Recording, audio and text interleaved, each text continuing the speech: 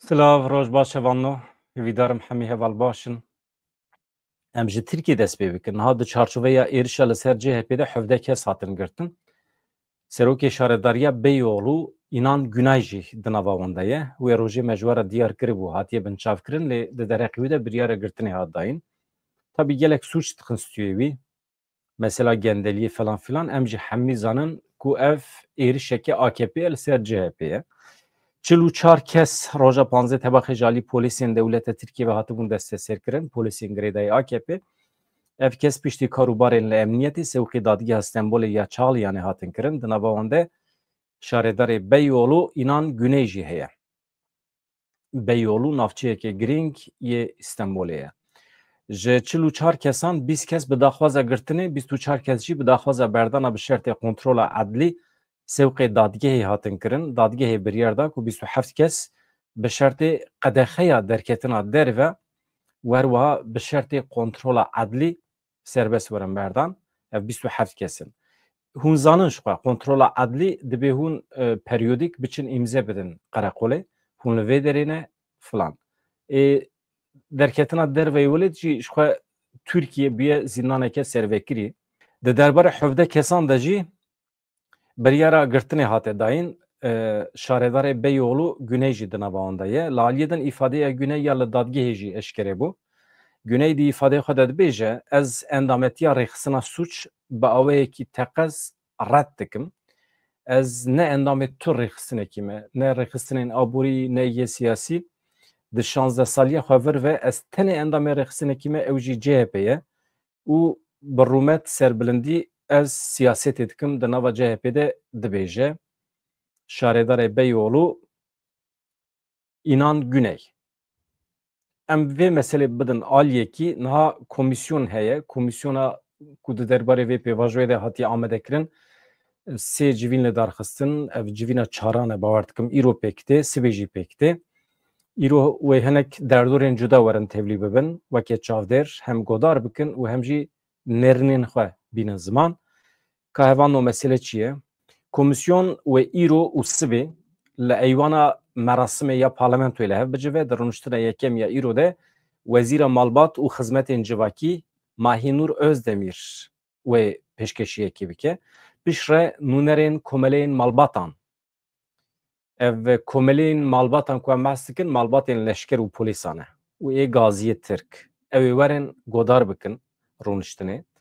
Di rûniştina duyemîn ya aynî rojê de jî dayîkên Amedê wê werin biaxivin. Sibê jî roja 20 tebaxê di civîna komisyonê de wê dayîkên aştî û dayîkên şemiyê werin godar bikin. Di rûniştina duyem de jî wê nûnerên Wexfa Alîkariya Mirovî, Maf û Azadiyan yani İHH Komeleya Mafê Mirovan İHD, Komeleya Piştgiriya Mazlûm Der, Wexfa Mafê Mirovan a Tahîr Elçî wê werin godar bikin. Di civîna sêyemîn ya komisyonê de ku hefteya borî hatibû li darxistin, biryar hatibû stendin ku hêjmara endamên komisyonê bibe 5-1 li ser vê yekê parlamenterê AKP Cahit Özkan, CHP Umut Akdoğan, Dem Partiye Celal Fırat wekî endamên nû tevlê komisyonê bûn. Endamên hemû partiyan li hev kiribûn ku guh bidin saziyên sivîl û dayîkan çav li rêyek û komisyon ji bo wergirtina nêrînên cuda di rojên pêşme de guh bide sazî û kesên cuda. Em didomînin hevan da. Hikmeta veguhêz ya li Şamê bi êrişa xwe ya li ser gel weke hikmetên beriya niha ê dema Baasê tevdigere. Çawa ye bi taybetî li Helebê gel rihet bernade êrişê ser gel dike bendên kontrolê yên hikmeta veguhêz ya Sûriye nahêlin mazot û hin maddeyên din ên bingehîn derbasî taxên Şêx Mehsûd û Eşrefiye bibin. Beriya niha hûn zanin di dema hikmeta Baasê de ya Esad de ambargoyekî hebû li ser van her du taxên Kurdan. Niha ev ambargoyê dî di vê dewrê de jî ketiye meriyetê didome. Şeniyên tengezar ên li Helebê bang li her kesî dikin ku werin piştgiriya wan zextê bidin ser vê hikmetê ji bo ku vê bendê vê ambargoyê rake. Bendên 3 û 8 ên rekeftina Helebê têne binpêkirin. Qaşo peymanekî hebû di navbera rejima îro ya li Şamê û her du taxên Kurdan de bi vî awê li hev kiribûn ku qaşo rê neyê girtin, ambargo neyê danîn bi to awê ev jî peymana ku hatiye çêkirin bendên sisê û heştên bin pêkirin. Ev bu hefteyekî bendên kontrolê yên hêzên hikûmeta veguhêz ya Sûriyê bendên sê û heşt ên lehevkirina Helebê bin pê dikin ku tevgera çûn û hatina şêniyan di navbera taxên Şêx Mesûd û Eşrefiye û taxên din de asteng dikin, nahêlin maddeyên bingehîn derbasî her du taxan bibin. Li gorî benda heştan ya lehevkirinê, her kesê destê wan di rejandina xwîna Sûriyeyan de beriya lehevkirinê tune be, dikare serbest ji taxê here were. Li gorî benda sisiyan jî Wezareta Hundirîn bi hevkariya hêzên ewlekariya Hundirîn berpirsên parastina nişteciyên her du taxanin rê li pêşiya êrişên li ser her du taxan digirin. Lê bendên hikûmeta veguhêz tevgera nişteciyên her du taxan di nava bajêr de di navbera Heleb û herêmên Bakur Rojhilatê Sûriyê de asteng dikin. Ji ber wê jî ev hefteyeke maddeyên bingehîn wekî mazot, kelûpelên din ên xwarinê wekî tiştên din derbasî her du taxan nabin. Ev helwesta hêzên hikûmeta veguhêz senaryoya hêzên rejîma berê tîne bîra me. Hem wextê wê jî tevgerên endamên girêdayî hêzên hikûmeta veguhêz ya Sûriyê li derdora her du taxan zêdetir bûne, wekî xendeq dikolên dronan li ser taxê digerînin, nêzî 2 heftene dron li ser her du taxan jî difirin. Niha ev ambargo, ev bendên kontrolê ku danîne pêşê her du taxan, ev hemî bahane ne, hincetin, dixwazin millet hinek teng bikin ji bo ku ji wê derê birevin. Guherîna demografîk dixwazin pêk bînin, destanên ser her du taxan. Tabii em zanin hem plana HTŞ be jî ev plana dewleta Tirkiyeyê, dewleta Tirkiye tim dixwaze Kurdan ji Helebê derbixe. Destanê ser wan her du taxan. Qet nebe kontrola siyasî ya her du taxan dewrê hikûmeta Şamê bike. Yani Kurd hebin jî li Helebê wekî li Stenbolê dibin kontrola Şamê dabin. Hevan û gelek endamê me zêde bûne, endam ew linka li keleka fotoğrafê min li ser YouTube'ê rûpela pêşîn ya YouTube'ê fotoğrafê min heye. Li keleka wî wekî endam linkek heye. Hûn pê linkê dikin li wê derê hûn dibin endamê vê kanalê. Ne abone ye? Endametî tiştekî cuda ye. Min jî nizane bû hevala ji min re bas kiriye. Tiştekî wisa çêkirine mala wan ava. Ez bawer dikim wê encamên baş bixwe bîne. 12 kes dema ku vedigeriyan Swêdayê hatin revandin. Li ser rêya Şamê Swêdayê 12 kes ku piraniya wan jin û zarok bûn li herêma dibin kontrola hikûmeta veguhêz de hatin revandin.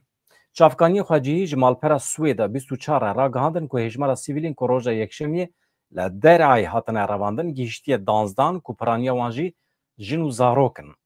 Çavkaniyan diyar kir ku sivîlên hatine revandin ji sahneyê ji sehnayayê sahnaya ku derê gelo gundewarên Şamê derketine bi rêya korîdora mirovî ya li herêma Busra el Şam ber bi Swêdê ve diçin a rêya sereke ya Şam û Swêdayê zêdetirî mehekî girtiye. Li gorî agahiyan piştî ku otobüs gihîşte herêma Kêhelê ala Rojhilatê Derayê li herêma ku xalên kontrolê yên hêzê hikûmeta veguhêz lê hene jalî komeke çekdar ve hata rawestandin. Otobüs rewiyên tê de hatin revandin. Kesên hatin revandin 3 zarokin, 5 jinin, 7 jî mêrin. Navê wan hene, navê wan îcab nake ji were bixwînim. Ev jî bi vî şeklî ye. Yani kirinên hikûmeta veguhêz ya li Şamê heqeten êdî mirovan gelekî aciz dikin. Êdî em behsa komkujiyê wan ê li Swêdayê û li nav elewiyan jî nakin. Ew ji xwe mesele divê were lêkolîn kirin. Niha hevan û em cih bidin vê meseleya plana dewleta Tirkiye paşê jî em ê behsa Rusya bikin. Niha armanca şerê li Ukraynayê çi bû? Ukrayna bi îsrar dixwast tevlî NATOyê bibe. Welatên Ewropayê û Amerîkayê jî bi îsrar dixwastin Ukraynayê tevlî NATOyê bikin. Rusya jî got eger hûn Ukraynayê tevlî NATOyê bikin ez ê şer bidim dest pê kirin. Her du aliyan îsrar kir, di yên xwe de şer dest pê kir. Piştî 3 salan Amerîka şûn ve gavavêt dibêje Ukrayna îcab nake tevlî NATOyê bibe. شر سه سالان چی بو به 100,000 انسان هاتن کشتن به میلیونان انسان جی واره خوابون کشبر بون برپرسیار کیه؟ هوانلو ترکیه چما به اصرار دخوازه روجاوای کردستان داخل نوا سوریه ببه یک جه مسئله سیاسی داخوازه هبونا کردان جوهلی راکه ev mesele aliye siyasiye. Devleta Türkiye beş şükü şüphe dixwaze hebûna Kurdan jaliye siyasî ve ji holê rabe. Tu pergaleke siyasî aydê Kurdan tune be. Entegrasyon kilîta wan e. Ji wan re mîna derman e. Ji ber vê yekê sibê hetayê warê dibêjin qesedê entegrê hikûmeta veguhê ya Sûriyê bibe. Qesedê entegrê artêşa Sûriyê bibe. Ne mümkün e. Qesede nikare tevlî wan çeteyan bibe. Ew çeteyên ku nizanin mafê mirovan çi ye. Ew çeteyên ku dünyan nedîtine. Ew çeteyên ku temamen mejiyê wan ser 1500 sal beriya niha ye. Nikarin bi qesedê re li hev bikin. Qesede rêxistinekê modern e, nûjen e, pêşerojê difikire, parastina milletan dike. Ew milletên ku artêşa Sûriye dixwaze wan ji holê rabike, qesede dixwaze wan biparêze. Ev her du hêz çawa dikarin tevlî hev bibin? Ji ber vê yekê yek ji tiştê ku vê dunyayê de nemimkün e yekbûna çeteyên Daişê yên El Nusra yên Heteşê û Qesedê ye. Vana nemimkün e yani. Xwezayî nabe yani. Ne ku em naxwazin. Eger ew karibin entegre bibin ji wan re pêvajoyeke dûr û dirêj lazim e. Ya anha mesela hûn qirar bidin hûn biçin tevlî Qesedê bibin Qesedê we qebûl nake. Ji bo Qesedê we qebûl bike lêkolîn lazim e. Hûn kîne ji ku derê tên hûn çima kîja armancî tevlî Qesedê dibin rabordiya we raboriya we paxij e nepaqij e destê we dixwîna kîja însana de heye tune ye ne hêsan e sicîl divê paxij be. Niha ev însanê ku destê wan dixwîna her kesî de heye xwîna Kurdan de jî heye Qesedê bu wan re çawa dikare bibe yek? Mantıqa we digire yani.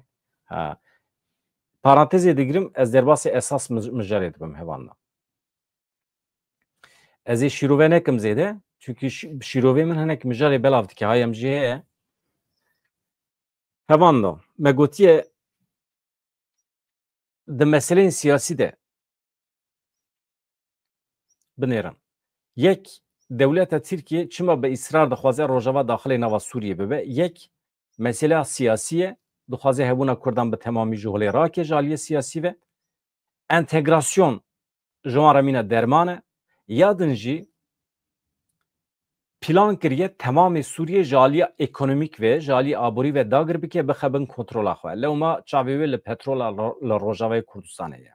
Ne tenê petrol herwiha axa Rojavayê Kurdistanê. Çawa ku hatin Efrîn dagir kirin dest danîn ser wan dewlemendiyan darên zeytûnan jî di nav de ne tenê darê zeytûnan axa Kurdistanê bi temamî dewlemend e. Li Rojavayê Kurdistanê jî axa herî bi bereket a temamê Sûriye li Rojavayê Kurdistanê cih digire. Yani genim û nîsk û tiştên din ku temamê Sûriye dikare xwedî bike ji Rojava derdikeve. Sibê du sibê eger aramî çêbibe, aştî çêbibe, Rojavayê Kurdistanê dikare başûrê Kurdistanê jî xwedî bike. Mühîm e. Aliyê din ê Sûriye çol e, deşt e. Yani çolekî tiştekî tê de nagêje. Ama aliyê Rojava tam Kurdistan e yani. Axa wî pir dewlemend e bi bereket e. Çemê Firatê navra derbas dibe eger dewleta Tirkiye rehet berde. Tirkiye li Sûriye destwerdana aborî û bazirganiyê kiriye. Yani müdahaleyê aborî û bazirganiya Sûriye kiriye. Dewleta Tirkiye li keleka dagirkeriya eskerî destavêtiya aboriyê û bazirganiya Sûriye jî. Bedehan şirketên mezin yên nêzê desthilata AKP û artêşa Tirk qadên avahîsazî, enerjî, banqe, çîmento, tekstîl, xurek, telekomûnîkasyon û rê dagirkirine. Alozî krîz qeyrana Sûriye ku 15 Adara 2011 dest pê kir li gel 14 salên borî jî bi rengên cuda didome. Her hêzekî dibin navê alîkarî û çareseriyê de destwerdanê dikin, müdaxale dikin, hewl ji dewlemendiyên Sûriye yani hewl didin ji dewlemendî û zengîniyên Sûriye fayde bibînin.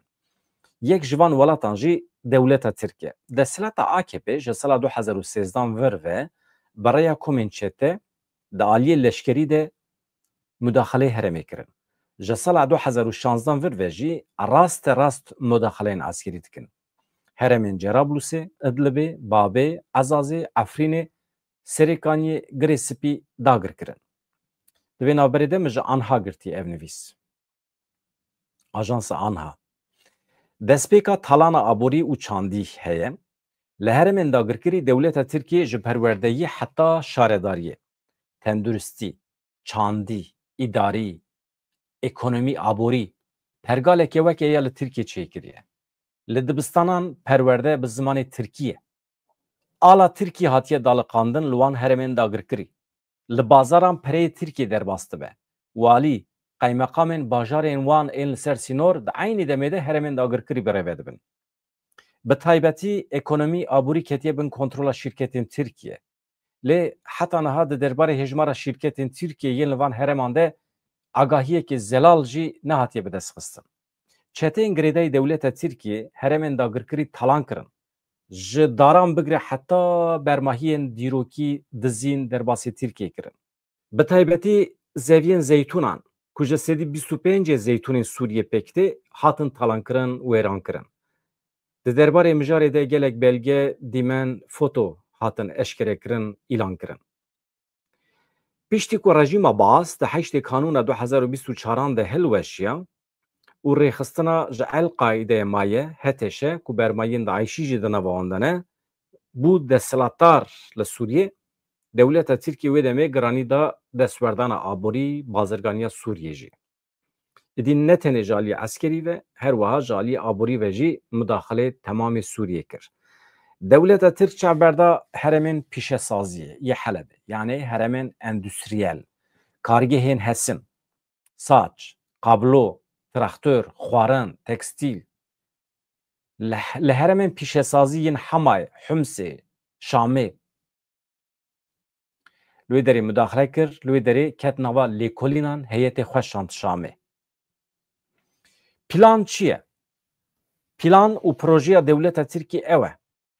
Kargeh dikanên pîşesaziyê yên kevin werin nûkirin yan jî ji nû ve werin avakirin. Lêçûnên çêkirina dikanan ên dişer de zirar dîtine wê nîvî ji aliyê Bankeya Sûriyê nîvê din jî ji aliyê Tirkiye ve were dayîn. Cihên ku hatine nûkirin yan jî avakirin wê heta 15 salan dibin serweriya şîrketên dewleta Tirkiye de bimîne. Ji sedî 75 dahata wê ji şîrketan rabe. Ji bo rêvebirina vê plansaziyê jî mekanîzmeyekî hatiye avakirin. Çi ye ev mekanîzme? Binêrin gelek hevdîtin jî hatine kirin. Ez bar dikim mijar zelal e. Yani dewleta Tirkiye şîrketên xwe dişîne wê derê, bütçeya ku hatiye veqetandin ji bo avakirina van dikanan, van navendên bazarê yani alışveriş merkezî, avakirina van dikanan, van navendan wê pere bikeve şîrketên cêva şîrketên kasa şîrketên Tirkiye. Kasa şîrketên Tirkiye jî hikûmetê ne yani. Türkiye wextê ku van hereman ava bike êdî çû. Êdî ji Sûriye dernakeve. Ji alî aborî ve temamî bi xwe ve girê dide. Nahêle tiştekî were hilberîn. Her tî ji Tirkiye dibe. Yani bi her ayî ve xwe ve girê dide. Mehkûmê xwe dike Sûriye. Îja niha aboriya Sûriye bi vî şeklî têra Tirkiye nake. Divê Rojavayê Kurdistanê jî daxil bike. Astengî çi ye? Astengî hebûna rêveberiya Xweser û Qesedê ye. Divê van astengiya ji holê rake. Ji aliyê eskerî ve ceriband çê nebû. Wextê ku HTŞ destanî ser Şamê dewleta Tirk jî ji pira qereq û zexî ve bendava Tirşînê ve xwaz bikeve Rojavayê Kurdistanê temamî dagir bike bi rêya çeteyên xwe. Ama çê nebû. Niha çi dike êdî hewl dide bi rêyekî din. Bi fitne fesadiyê din. Bi rêya entegrasyonê. Dixwaze vê pergalê ji holê rake. Îje ew Thomas Barakî Amerîkî aniye. Dayê keleka xwe. Pere daye. Ji xwe re kiriye dixwaze bixe xizmeta xwe. Piştî ku rejîma Baas di heştê kanûna 2024 de hilweşiya HTŞ bû desthilatdar dewleta Tirkiye giranî da destwerdana aborî û bazirganiya Sûriyê.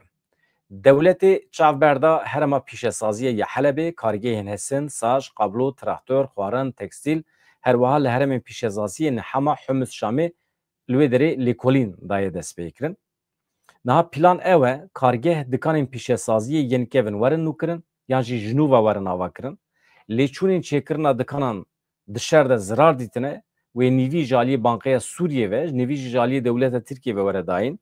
Cihên ku hatine nûkirin yan jî avakirin wê heta 15 salan dibin hukmê Dewleta Tirkiye de be wê dibin kontrola şîrketên Dewleta Tirkiye de be. Ji sedî 75 dihata wê jî wê ji van şîrketa re biçe. Sedî 25 tenê Şamê dimîne. Ji bo revebirina vê plansaziyê jî mekanîzmeyekî hatiye avakirin. Laliyekî ev hewldan çêbûn, laliyê din jî di navbera Enqere û Şamê de trafîkeke zêde ya hevdîtina çêbû. Yek ji mijarên sereke yên van hevdîtina jî ekonomî aborî bazirganî bû. Roja dudiyê tebaxa 2025 yanî beriya 2 hefteyan li bajarê Kilîseyê Tirkiye xeta boriya gaza xwezayî ya Tirkiye Sûriye bi merasimekî hate vekirin. Bi vê xetê re wê gaza xwezayî ya Azerbaycanê di ser Tirkiye re derbasî Sûriye bibe. Pêncê tebaxê 2025 yanî beriya 10-15 rojan li Wezaretxaneya Bazirganiyê ya Tirkiye Wezîrê Bazirganiyê yê hikûmeta veguhêz Nîsan Şar û Wezîrê Bazirganiyê yê Tirkiye Ömer Bolat protokola avakirina Komîteya Hevbeş ya Aborî û Bazirganiyê ya Tirkiye Sûriye imze kirin.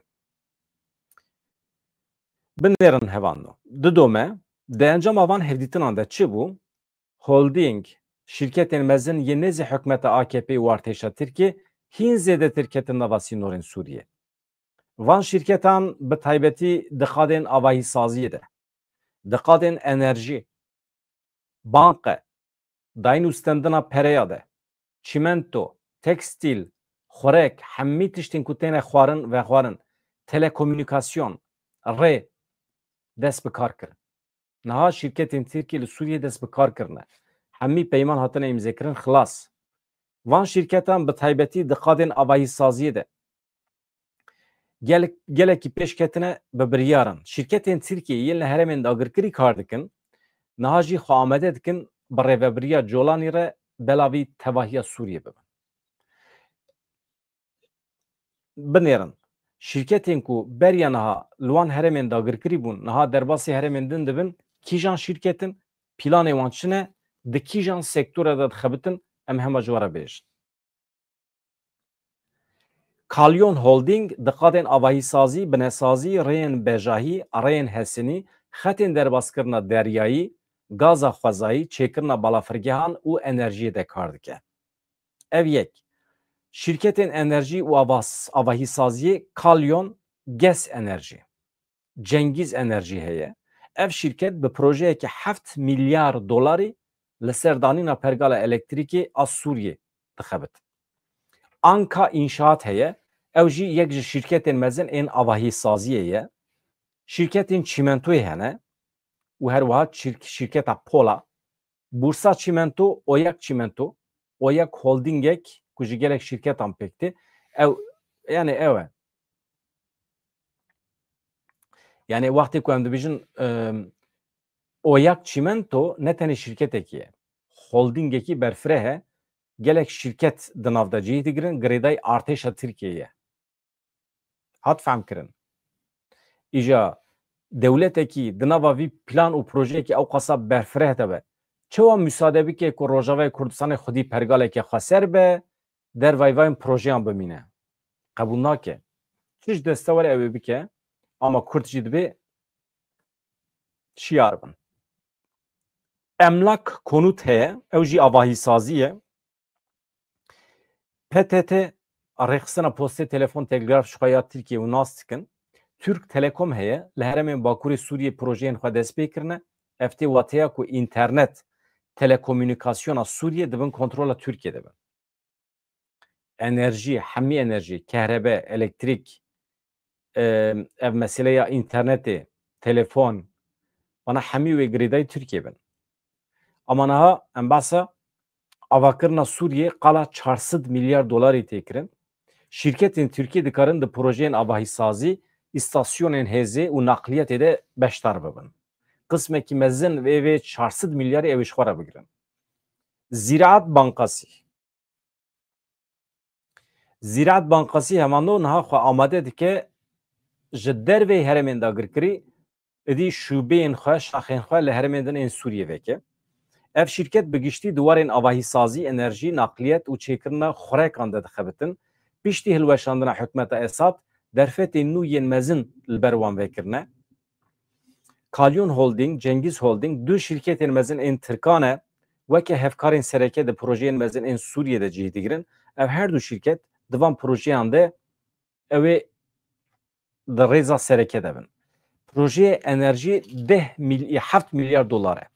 پروژه که گرینگ 5000 مگاوات کپاسیته اوی هلبرین انرژی هیه به مبستا دابین کرنا زیادتری جسدی 5 حوجه داری الکتریکا سوریه بنرن پروژه انرژی 7 میلیارد دلار پروژه که گلک مزنه 5000 مگاوات کپاسیته اوی یعنی هیزا و قوت اوی هیه جبو انرژی هلبرینه به مبستا دابین کرنا زیادتری جسدی 5 حوجه داری الکتریکی یا سوریه پروژه بالافرگی هیه به تایبەتی بالافرگی شامی 4 میلیارد دلاره.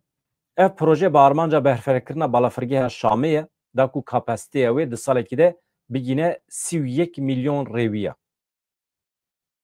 تاف کنسترکسیون هیه. تاف ایپورتچی وکه شرکت کی سرکه ده پروژه این بالافرگی هنده اوی بشتر ببن. فرمول پلاستیک هیه اوجی بوریان هلده برینه.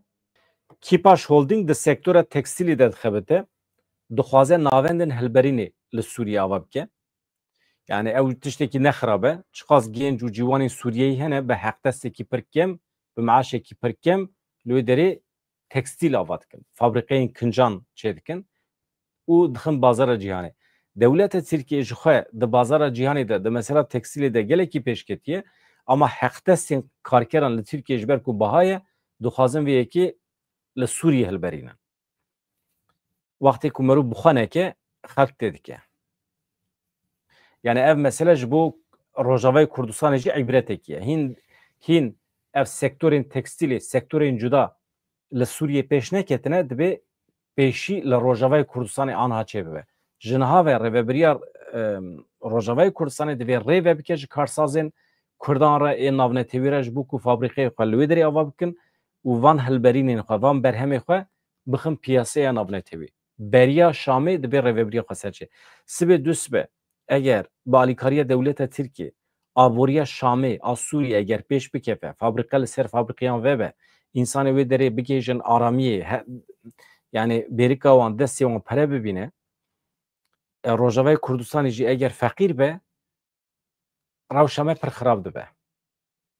İdi emnikarın bibejin sedem şer sedem tehdita devlete Türkiye sermeye emnikarın bikevin navavan hancetan. Dibe de paralel Suriye'de emle peşibin mesela aburida. Pır mühime. Yani meruf je fakiriye mecbur bimine tevlivan çetiyan bu ve rezil o rısvada be meruf. Ligori dane fermi bazırganiye danabara Türkiye ve Suriye'de de sala 2004'de de sala 2024'de 2.6 milyar dolar bu. De haft mehendavi deji disa nezik 2 milyar dolar. Na hedefa devlete Türkiye de rewşede çiye bi Suriye'ye nava isalde 5 milyar dolar bikarbe bazırgani bike bi Suriye'ye. Seruki Amerika'yı Donald Trump le koşka spi Seruki Ukrayna Volodymyr Zelenski peşvazi kir. Donald Trump ragahand ku ihtimale ki mezin heye o bigejin aştiye. Zelenski jiberiye hevditine teqes kir ku ujbu agirbesteke rastin amadene.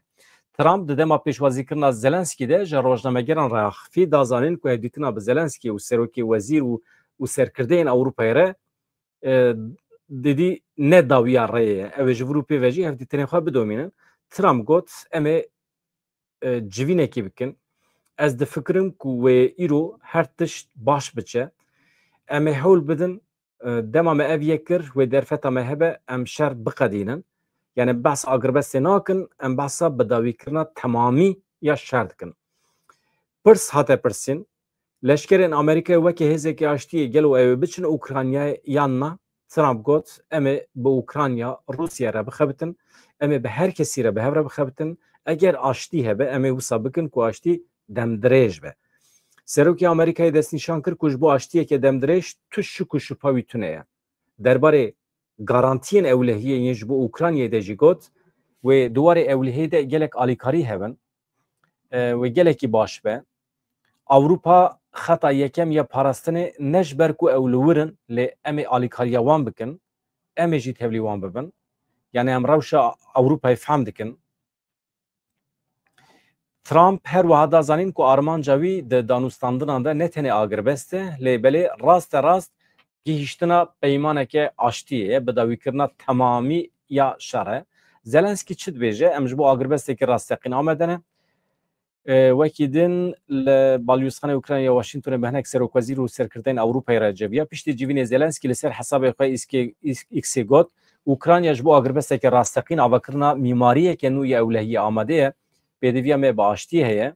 Zelenskî destnîşan kir ku divê li benda wê yekê nemînin ku serokê Rusyayê Putin bi dilê xwe dev ji êrişekî berdaye. Teqez kir ku pêdivî bi zextekî hevpar ya Amerîka, Ewropa û hemû aliyan heye. Divê ne li gor dilê Putinê yani.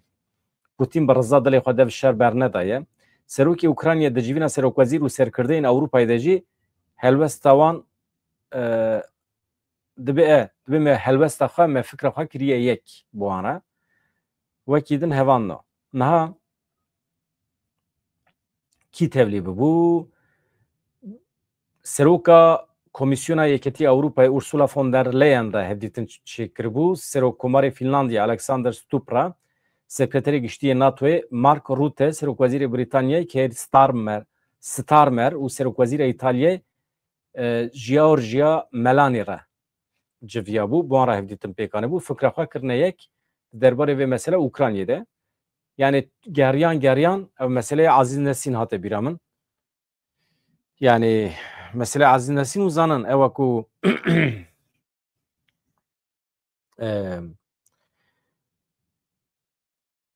gundiyekî diçe bajêr di rêda dimeşe îja dinêre muxtarê gund bi traktora xwe tê yan jî axayê gund demêjin tê di ber gundî re derbas dibe dibê gundî selam aleykum gundî dibê aleykum selam henekê xwe bi gundî dike dibê gundî tu dixwazî ev motora min ya te be gundî dibê erê ma çima nebe dibê baş e ez şertekî dayînim tu şertê min bînî cih ez vê motora xwe teslimê te dikim soz û dibê temam gundî dibê şertê xwe bêje dibê şertê min ew e heşayê we pîsiya heywanan li wê derê bîye dibê tu vê pîsiya heywana bixwî dibê ez ê vê motorê teslimê te dikim gundî dinêre û kes tune çok dide heşayê we pîsiya heywanan dixwe îjar axayê gund mecbûr dimîne kilîta motorê teslim bike motorê teslimî wî bike bi xwe piyatî diçe bajêr motor jî keve destê gundî dibe êvar gundiyê me pêdiviyê xwe dikire li motorê bar dike û dikeve rêya gund tê çi bibîne axayê me torbî li pişta wî ye ber bê gund ve diçe dibê axa selam aleykum axa dibê aleykum selam axa dibê tu dixwazî motoriya te be axa dibê xwedê motoriya min be baş dibe dibê ez aniha bi halê xwe axatiyê ez piyatî biçim gund dibê nexweş e yani del me nayê motorê amı bû dibê axa şertekî min heye tu bînî cih ez dikarim motorê bidim te axa dibê şertê xwe bêje dibê tu jî mîna min dibê çoktî pîsiya heywan bixwî û dibê ez ê motorê teslimê te kim axa dinêre dikare bike ji ber ku êdî ji bilî wî û gundî kesekî tune nav gundî sibê biçe gund îdia bike ku axa rêx xwariye heşa ezûra we kes bawer nake yani bijî sebebî çi ye çima xwariye yani welhasıl gundî dinêre kesekî tune şehadekî din tune çok dide ew jî pîsiya heywanan dixwe gundî kilîta xwe teslim wî dike dibê axa aştera kilîta te motor ate û dibê tu jî bi ser ketî axa wextê ku motora xwe sar dibe ber bê gund ve diçe gundî jî dîsa piyatî tê axa dibê ya gundî dibê biseştera tiştek bêjim vê sibê ez hatim motoriya min bû anha ez ve digerim gund dîsa motoriya min e me her duya çima ev pîsî xwar mesela Ukrayna eyn bi vî şeklî ye em geriyan hatin serî Rusya digot bila Ukrayna nebe endama NATO û Amerika û Avrupayê jî îsrar kirin ku ew ê bibe. Dawiya de dîsa hatin ciyê xwe. Madem wisa ye ew qas şer û pevçûn çima çêw. Yani ev ji bo me Kurdan jî derbas dibe. Yani merov nikare vegere serî. Du wextê vegeriye serî zerar e. Yani armanca xwe de divê merov îsrar bike. Ez wisa dizanim. Hele merov mafdar be hevan da. Niha hevan da avî mesela kansera rovî binêrin. Veya nûçeyekî ye di ew de hatiye parvekirin. Rojnameya Naturmedîsîn. Naturmedîsîn dem bi dem lêkolînên bi vî şeklî parve dike. Doktorên ku divan meseleyan de pisporin maqaleyên xwe belav dikin. Min jî ji malperekê Kurdî girt ku wan jî ji rojnameya Naturmedîsîn girtine. Mesele çi ye? Niha li hember nexweşiya penceşêrê a şîlavk pankreas jê re dibêjin. Şîlavk pankreas e û ya roviyan dibe hêviyekê nû çêbiye. Li Amerîkayê di encama xebatekî klînîkê de cerbandina aşiya LI 0022 li hember nexweşiya penceşêrê ya şîlavk û roviyan. Ev nexweşî tim xwe nû dike, dubare derdikeve. Di encama cerbandina aşiyê de pêşiya penceşêrê tê girtin. Hem pankreas û hem jî di mesela roviya de îdî kanser têk diçe. Tu dikarî pêşî lê bigirî. Bi kîjan reyî? Bi aşiyê. Em binêrin çawa ye. Di encama xebatê de ya li dewletên Yekbûyî yên Amerîkayê di klînîkekî de nexweşiyên penceşêrê. Penceşêr yani kanser hevalê ku nizanin ya pankreas û roviyan piştî demekî dubare dibe xwe nû dike di ceribandina da di ceribandina aşiyekî de bi temamî ji holê rabû. Nexweşî ji nû ve dernakeve. Pêşî lê hatiye girtin. Bi pêşengiya navenda tendirustiya penceşêrê erê li ser 25 nexweşan aşî hatiye ceribandin. Navê aşiyê LI 0022P.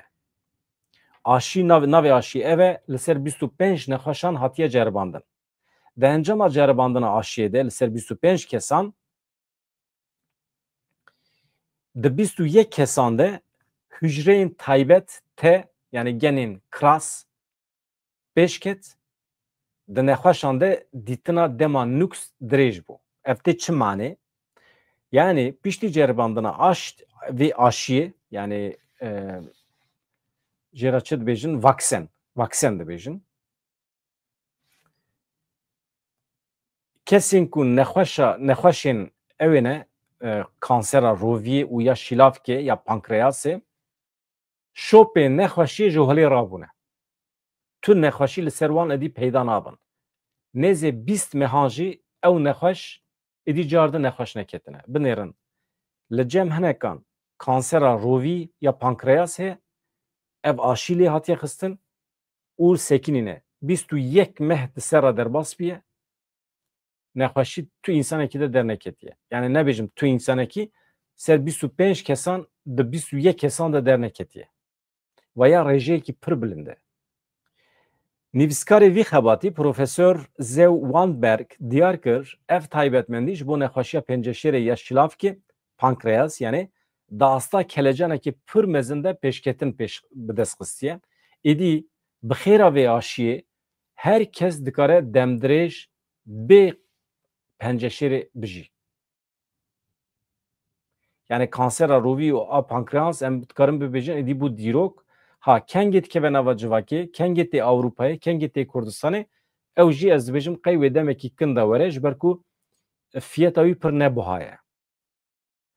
Lêkolîn dide zanîn aştiya LI 0022 li gor şexsan taybet nine. Yani tu her aşiyekî li gorî şexsan taybet çênakî. Yek aşiyekî di qutiyê de ji bo her kesî derbas dibe. Çima viya bizanebûn dibêje? Hin aşî hene ji bo te tê çêkirin. Wextê ji bo te taybet were çêkirin, buhayî wî dikare biçe $1,000,000. Wê demê merov nikare. İja ev aşî ji bo herkesî ye. Ji ber vê herkes dikare jê fayde bibîne. Maliyeta wî jî li gorî bütçe herkesî ye. Herkes dikare bi perê xwe ê bütçe malbata xwe jê fayde bibîne. Yani ez dibêjim êdî pêş dikeve. Yani evaya hêviyekê dide me ku di demên pêş me de ji bo kanserê din jî êdî derman, aşî werin peyda kirin. Yani hin aliyên radîkal di wê qenaetê de ne dermanê kanserê hatiye peyda kirin. Ama naxin nava bazarê, naxin nava civakê çima ji ber ku anha sektora dermanfiroşiyê ya eczane ya dermançêkirinê perekî ew qas mezin bi milyar dolaran ji van nexweşiya qezenç dike, ew naxwazin ku dermanê van nexweşiyan bikeve piyasê. Çünkü wextê ku dermanê van nexweşiya bikeve piyasê, pir sektorên din ve îflas bikin. Bi xêra van nexweşiyan li ser piyan dimînin. Hûn zanin ji ber nexweşiya kanserê çend milyon însan pere didin. Sîkorte, nexweşxane, bi hezaran bi milyonan doktor dixebitin. Tu yek aşiyekî derxi bidî herkesî û herkes sax be, herkes betal dimîne wê demê. Herkes bêîş dimîne. Ew dermanên ku hatine çêkirin wê hemî biçin ser sergo, ew bavêjin çöpê. Mena wan namîne wê demê. Çi dibe? İflazekê giştî ya cîhanî çê dibe di sektora derman çêkirinê de. Ji ber vê naxwazin. Va jî tişek ecêb e wey derxistine yani. Tabii vaya mirovên radîkal dibêjin. Hevan no, rewşa me ev e, ez dîsa jî bînim bîra we hevan no ji we rica dikim hûn endametiya xwe ya ji bo vê kanalê bidomînin, abonetiya xwe bidomînin. Dem xatirê we silav rêz hevan no, dem baş.